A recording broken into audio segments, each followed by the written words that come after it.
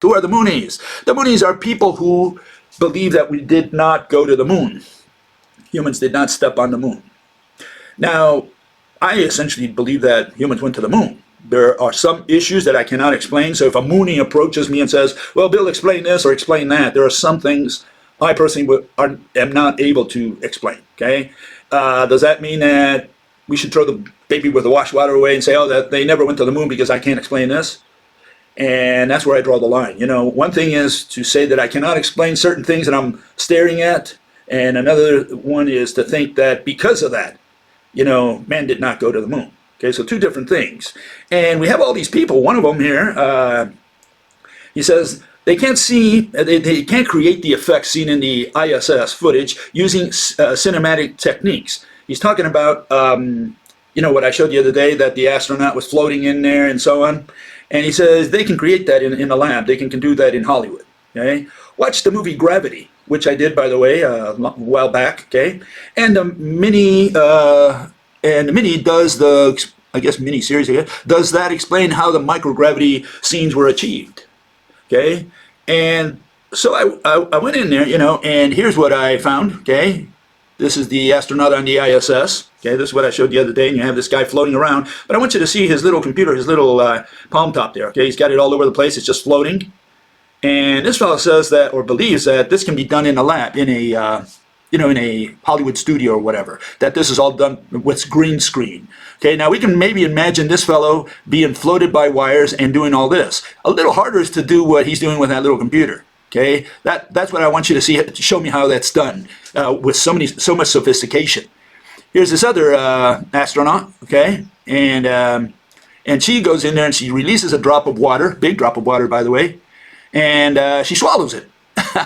And you know, how do you do that trick with a drop of water? Okay, don't tell me you don't believe it. Don't tell me this is done in a lab. Tell me how you do the trick, even in Hollywood. I mean, show me how that's done. And what I can show you is the following. Give me a second here. Let me get rid of this gal here. And here I have how they filmed. This fellow says, go watch Gravity and go watch how they filmed it.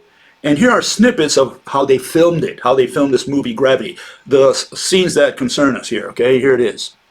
Give me a second.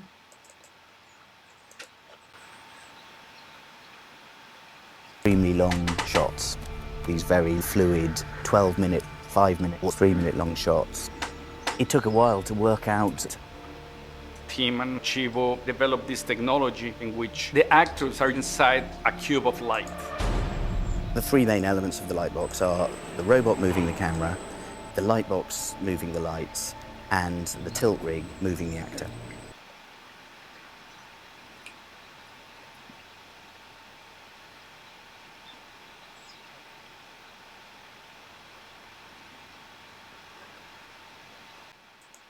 Okay, now that scene with the computer, the scene with the drop, first of all, you can't do that. I don't think you can do that at all in Hollywood. Okay, what are they going to do? Hold the drop with a little string? That's one. And the other one is that certainly what they did with Gravity did not exist in 1969. This technology for filming was later on discovered. Okay, so put it in the right time frame. Some people are extrapolating what they do in Hollywood today with the abilities we had in 1969, which is when they went to the moon, right? So, you know, you got to distinguish that as well. I don't think they can do this even in Hollywood today so perfectly with a little drop floating there and all these things, all the movements of the computer. I don't think they would be able to do that today so easily. In fact, when you watch how they made Gravity, it took them a long time just to get the general scenes. The easy scenes are, you know, pulling someone with the strings and moving them around. That's the easy part. Doing the little things that are out there, and I only saw one scene where they have this wrench and it's just floating very slowly in there. Yeah, they could have done that one with wires, but not, I don't think they could do this drop or anything like that so easily. Okay, and again, that would be today if anything.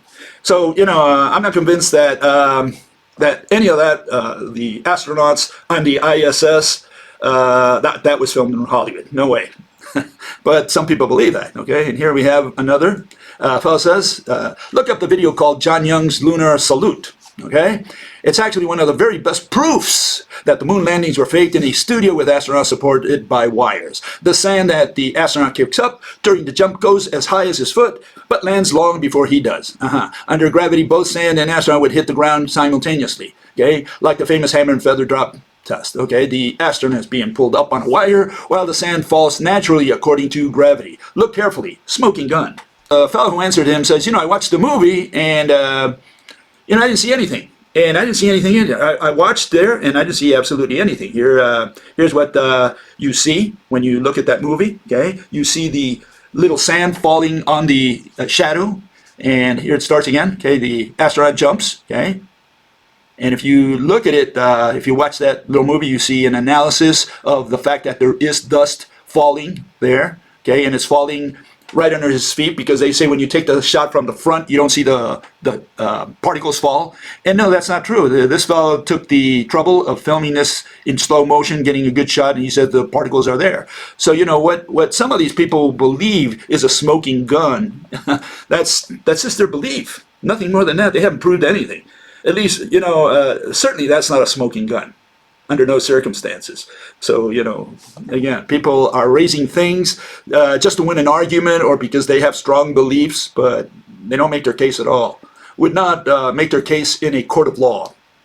Okay, here's another fellow. That luminary in the sky, talking about the ISS, right, is most likely a powered Mylar helium-filled balloon. Or drone. It's a drone, okay. Soaring at roughly 30, et cetera, et cetera, et cetera. And again, the movie Interstellar and Gravity, and they say that that's what they're obsessed with. They think that because that was done in a lab, or in a studio, NASA could have done in 1969 and all the way back, all that stuff also in a studio. And first, you got to distinguish the times. The fact that in those days they didn't have all the Hollywood technology to do some of these scenes, or had not developed them to that level. And then the other thing is that today some of these scenes can't be done. Okay, I think it's easier to send a man to the moon than to do some of these scenes that these people say, oh, that was done in a studio. Okay, and here we have this fellow who I showed the other day, and he filmed the ISS from his home. Okay, and you can see it there. I don't think this guy is trying to fool you or anything. He's just an amateur. He took a picture of the ISS. Not only did he film it with his telescope, he also took a picture of it. So people who deny this, instead of talking, people should go out there and see if they can see it with their binoculars. NASA has the route, the time when it goes through each country. It passes 15 times a day through a given region, and the NASA has its schedule. So there should be no reason for anyone not to focus on the ISS and locate it. And, if you don't have a binocular, well, at least don't talk. Don't say that it's not there. First verify that it's not there. Verify the schedule. Verify when it goes near your region, that over your house or whatever. And then go and try to see if you can see it. If you see it, we're done. This is a black or white issue. And I like the ISS because, see, you can say that man did not go to the moon, we did not go into space. You can do a lot of, you can argue anything you want. What you cannot argue is that there is a big monster orbiting the Earth. Now that's a smoking gun, which goes against all people who say that we never went to space. Because before you can put that thing up there, which was built in space, by the way, over a period of 10 years, you don't have to believe that either. But for sure, to put that big monster up there, you got to tell me how they got it up there. Okay? How did you get it up there? A couple of rockets that took it up there and just send it rolling along? And if we can do that, why can't we send a man into orbit, like Gagarin, who went into orbit? I mean, if we can put a thing there that's orbiting the Earth and you can see it every 15 times a day, every 90 minutes, well, it seems like, first of all, I don't know why they would do that. I mean, if they're not going to put a man in there or some people in there to do some experiments, okay, so it's just a tin can that's floating around. Right, no problem. That means we can send rockets at least in low Earth orbit. Empty rockets, right? And this was the first one that they sent up there. I mean, if this one did not exist today, if you did not see it there, you would say we never sent a rocket into space, even to low orbit, because there would be no way to show you otherwise.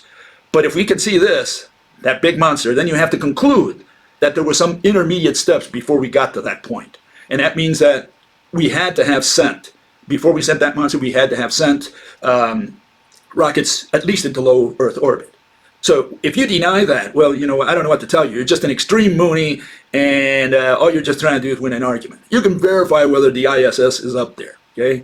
Then the next step is to find out if there are people inside there, you know, doing experiments, floating with that thing all around the Earth, which is the second level, okay? Can we send a person up there that high, 400 kilometers up there, okay?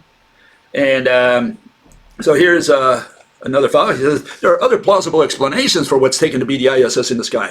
Okay, what is it? One possibility is that the visible phenomenon is introduced by variations of the technology used to generate laser guide stars, which excite plasmas in the upper atmosphere with ground-based laser. Well, if you look up that laser guide stars, it's used to highlight certain patterns in the sky, okay, at a given region. This person is confusing laser guide stars with this, you know, what you see up there. You see lasers that create some images up there, and they say, oh, see, we could have done that same thing with the ISS. And that's absolutely not true. Okay, the reason it cannot be true is that the ISS goes all around the Earth every 15 minutes. You think that they're going to take the trouble to have a laser go all around the Earth in every country, and they point that thing up there so that anyone can pull out their telescope or their binoculars and see it? And would they see the lights impinging upon it like you see there? Okay? So, you know, these people are just looking for arguments to win the day. That's all there is. These are extreme Moonies. All you have to do is pull out your telescope, point it at the sky, and see if the ISS is there. If it's there, you got to keep your mouth shut. Okay, it's just that simple. Okay, here's another. Fellow says, a 747 is barely visible at 35,000, yet the ISS is visible from what altitude? 400. Okay, 400 altitude. So I don't know what to tell you. You know, these people just don't want to believe that you can see this thing when here's this fellow is filming it with a telescope. Can you see the moon with a telescope? Because maybe you don't even believe that you can see the moon with a telescope. I mean, I have a pair of binoculars. I looked at the moon. You know, and I don't have a telescope, but I do have a pair of binoculars, and I look at the moon. I have looked at the moon several times. And one of these days, I haven't looked at the ISS yet, but one of these days I'm going to try it with the ISS. Not because I have doubts, okay? Any more than I have doubts that I'm not going to find Santa Claus in the North Pole, okay? So I don't need to go there to find out if Santa is really there. But the ISS, you know, it's just for curiosity to see what it looks like and see it go around. But I have no doubts because there's so many amateurs out there. We're not talking about NASA here. We're not talking about the European Space Agency. We're talking about amateurs who point their devices up to the sky and they say, okay, I'm going to look for the ISS according to the schedule set by NASA or any other organization that's affiliated with the program. And you should be able to see it. Just don't talk if you've never tried it. Don't say it can't be up there. I mean, all these amateurs, they're all just BSing. No way. I don't buy that. That's why I don't need to verify the ISS, that the ISS is up there. I'm just saying I haven't seen it myself, but again, I haven't seen Santa Claus, and I'm not going to verify whether he's out there. Okay. Okay. Here we have another one. You immediately noticed my crass ignorance on the subject. Yeah, I noticed this crass ignorance, and this is what he said. Many people have demonstrated beyond a shadow of a doubt that it was impossible for 50s, 60s technology to get to and from the moon safely. I saw exactly the opposite. I saw many trips to the moon, unmanned probes, and they reached the moon without any problem. So why would that be different with a human in it?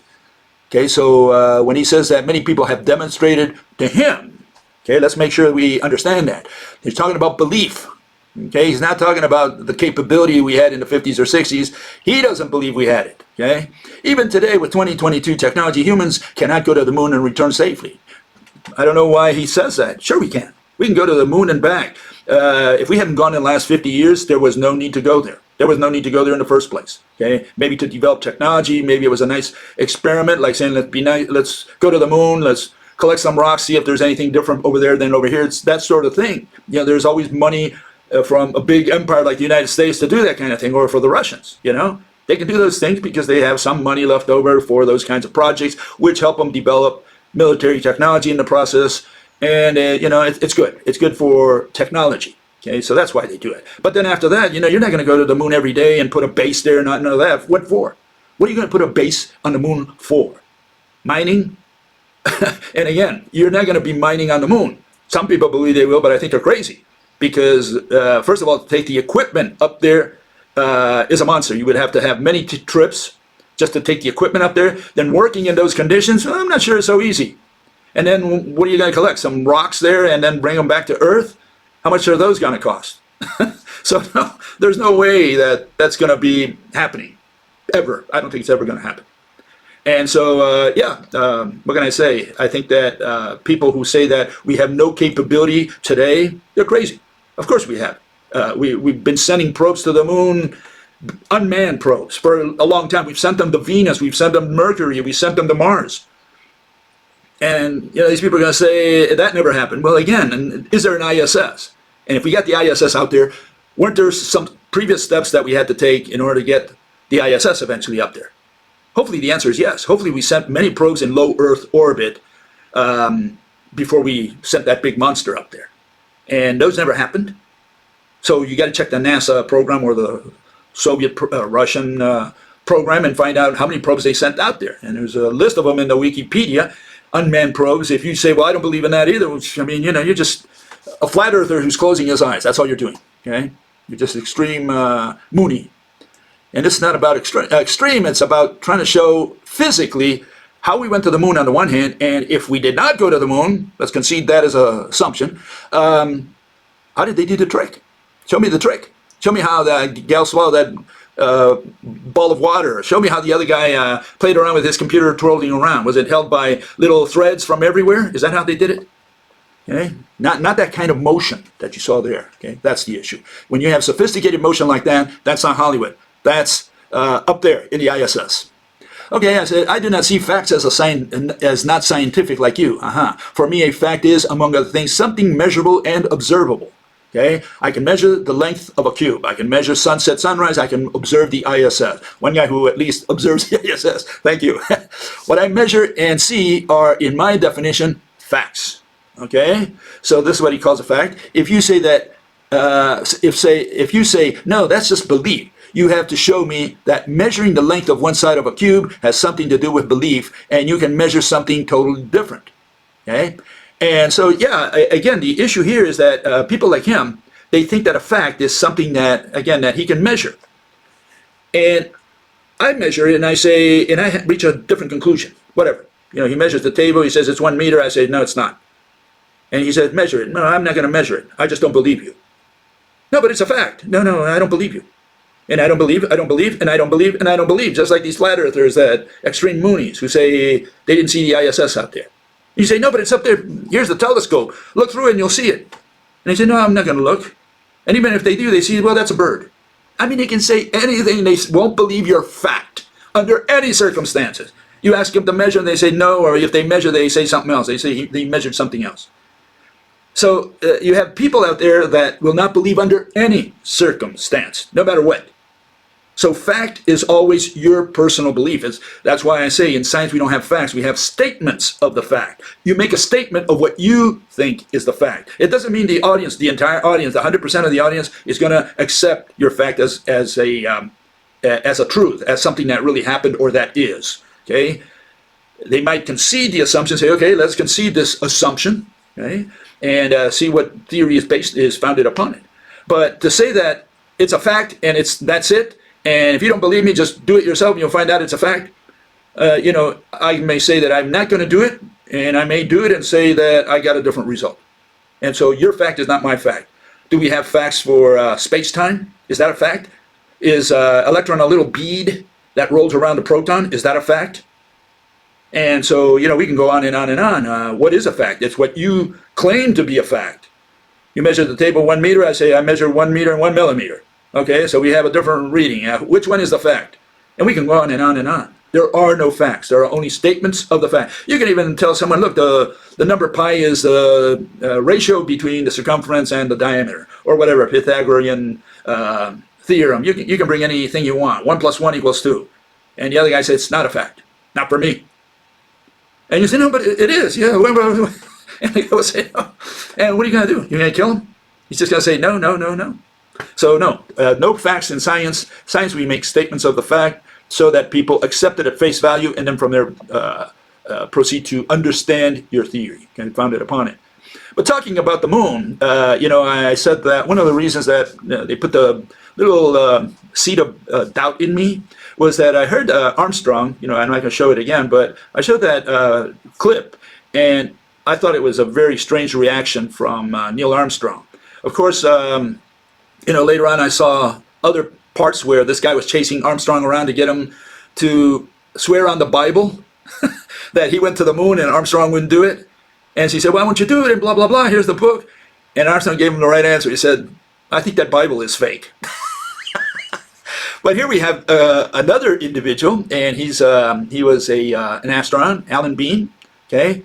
And I liked his answer, and it convinced me that, I want you to listen to this guy, and I think you're going to agree with me that he's telling the truth. He says he went to the moon, okay? So he had a little different attitude than Neil Armstrong, but I think you should listen to this. Here goes. They're clearly pretending to be halfway to the moon when they're not halfway to the moon. That is, I don't care what you say.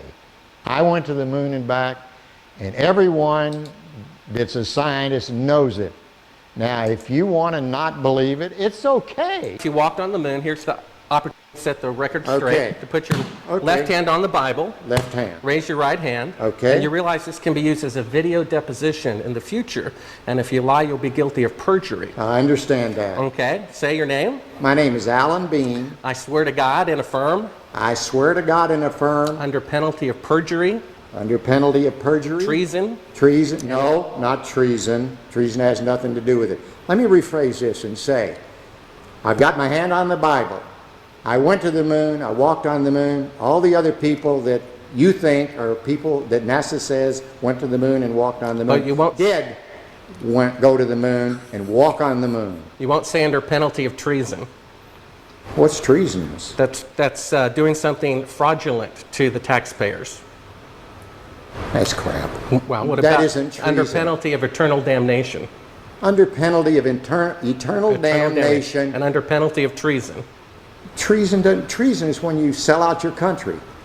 Well, if you used $135 billion to not go to the moon, That's still not treason. Treason is if you tell secrets to another thing. I've said enough. Now you can use that and say, well, you didn't say something else. No. I know how people are. It's okay. Well, take your stuff and get the out.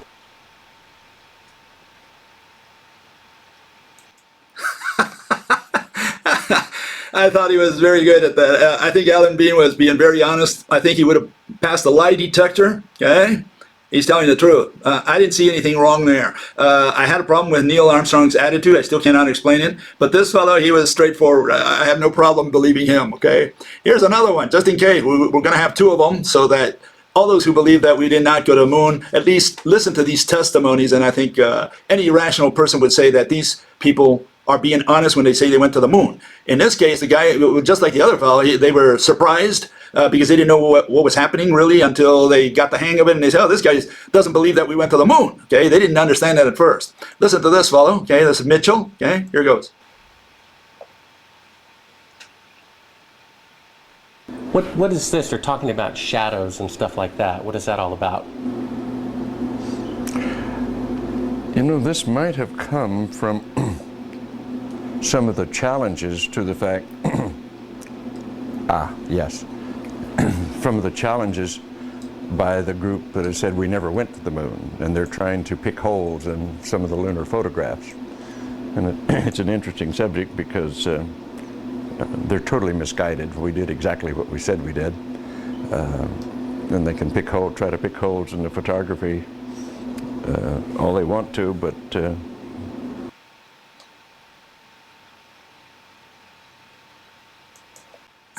He ended up kicking this fellow out of his house. So what can I tell you? Some of these people, like this fellow, he's just exceedingly insistent. He's obnoxious, and he only made the astronauts look good because I think the astronauts were candid. They were saying straightforward that they went to the moon until they figured out that this guy was really putting them on the spot. Okay, but no, I'm convinced that they went to the moon. Now, there are questions I cannot answer, okay? Not because of that. Again, I'm not going to say that they did not go to the moon. The main reason I think they did is that we did send many probes to the moon, the Russians and the Americans primarily, okay? They sent probes to the moon and to other planets. And if we can send a probe all the way to Mars and all the way to Mercury, in fact, some that went out of the solar system, I think we have no problem in sending a probe with humans to the moon and back. We're talking about an orbit around the moon and coming back. That's it. And to say we can't do that, no. We did it with unmanned probes. There should be no reason not to do it with manned probes. And that's my primary reason for thinking that, yes, we did go to the moon. Okay?